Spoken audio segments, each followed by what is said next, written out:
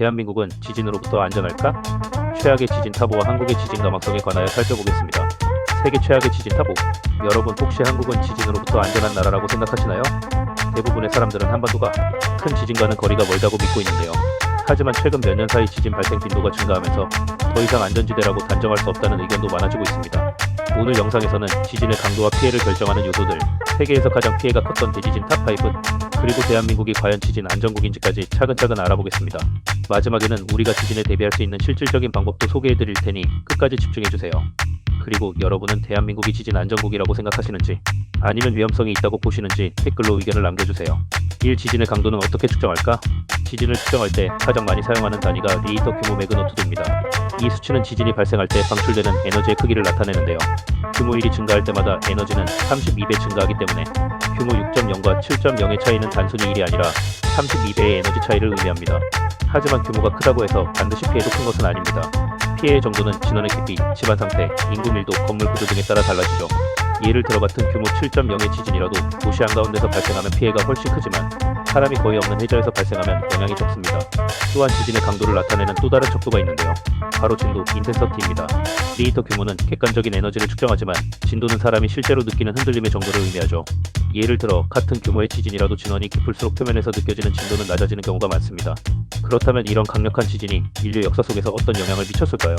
지금부터 세계에서 가장 피해가 컸던 대지진 탑5를 살펴보겠습니다.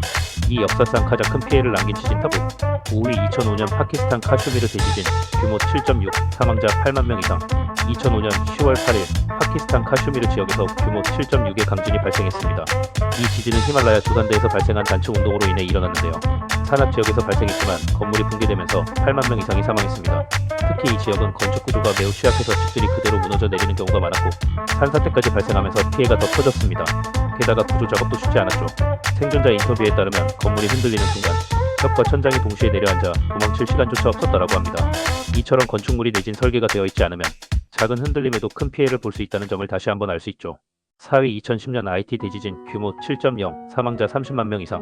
2010년 1월 12일 카리브해에 위치한 IT의 수도 포르토프랭스를 강타한 강진이 발생했습니다. 규모 7.0의 지진이었지만 사망자는 무려 30만 명 이상이었는데요. 피해가 극심했던 이유는 IT의 경제적 어려움과 부실한 건축물 때문이었습니다.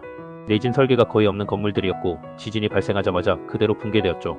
국제사회의 지원이 이어졌지만 복구에는 오랜 시간이 걸렸습니다. 지금도 IT에는 지진으로 폐허가 된 지역이 그대로 남아있는 곳이 많다고 하네요.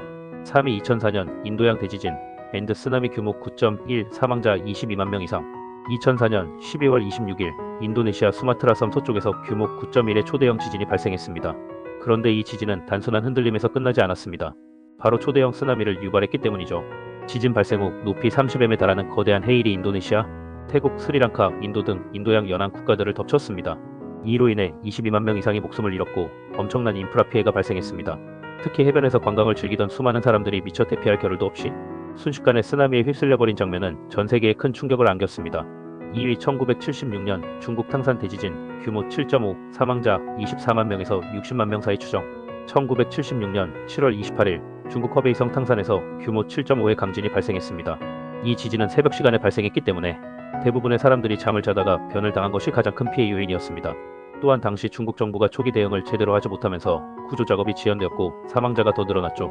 1위 1556년 중국 산시 대지진, 규모 8.0, 사망자 83만 명 이상.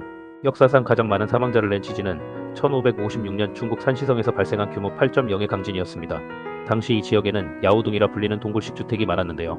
지진이 발생하면서 산사태가 일어나고 동굴이 그대로 무너져 순식간에 83만 명 이상이 매몰되었습니다. 3. 대한민국은 과연 지진 안전국일까? 한때 대한민국은 지진 안전지대로 여겨졌습니다. 하지만 최근 들어 지진 발생 빈도가 증가하면서 과연 한국이 정말 지진으로부터 안전한가? 라는 의문이 커지고 있습니다.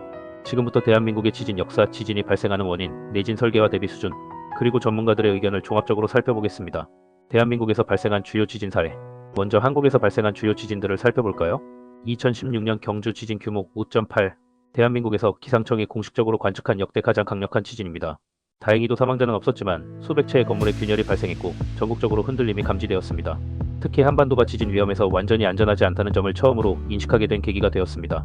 2017년 포항 지진, 규모 5.4. 경주 지진 이후 1년 만에 발생한 강진으로 특히 지진으로 인해 다수의 건물이 붕괴되는 충격적인 장면이 연출되었습니다. 약 1,700여 채의 건물이 피해를 입었고 1,200명 이상의 이재민이 발생했습니다.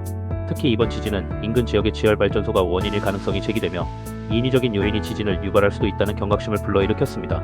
2022년 현재 한반도에서 지속적으로 증가하는 지진, 2022년 이후에도 한반도 곳곳에서 규모 3에서 4 수준의 미세 지진이 계속 발생하고 있습니다. 전문가들은 큰 지진이 발생하기 전 작은 지진이 빈번하게 나타날 수 있다며 한반도가 더 이상 지진 안전지대가 아닐 수 있다고 경고하고 있습니다. 대한민국에서 지진이 발생하는 이유, 그렇다면 한국에서 왜 지진이 발생하는 걸까요? 일판 구조론적 요인, 한반도는 유라시아판 내부에 위치하고 있으며 과거에는 큰 지진이 거의 발생하지 않았습니다. 하지만 인접한 필리핀판과 태평양판이 유라시아판을 강하게 밀어붙이면서 응력 스트레스가 축적되고 있습니다. 이 응력이 축적되다가 특정 지역에서 인계점을 넘어서면 우리가 경험하는 지진이 발생하는 것이죠. 이 활성 단층의 존재, 과거에는 한국이 단층 활동이 적다고 여겨졌지만 최근 연구에서 다수의 활성 단층이 존재한다는 사실이 밝혀졌습니다. 특히 경상북도 일대와 동해 지역에 활성 단층이 밀집해 있어 이 지역에서 강한 지진이 발생할 가능성이 있습니다.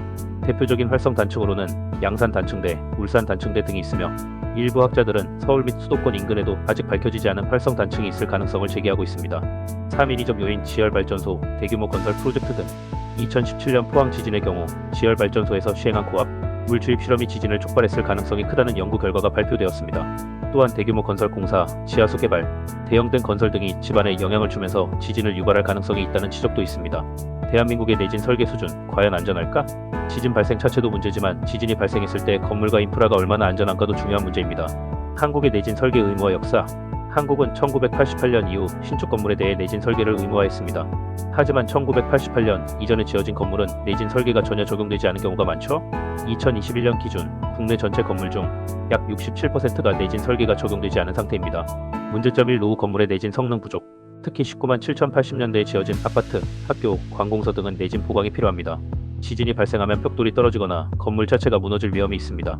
예를 들어 2017년 포항 지진 당시 일부 아파트는 기둥이 손상되면서 기울어지는 현상까지 발생했습니다. 문제점 2. 수도권도 안전하지 않다?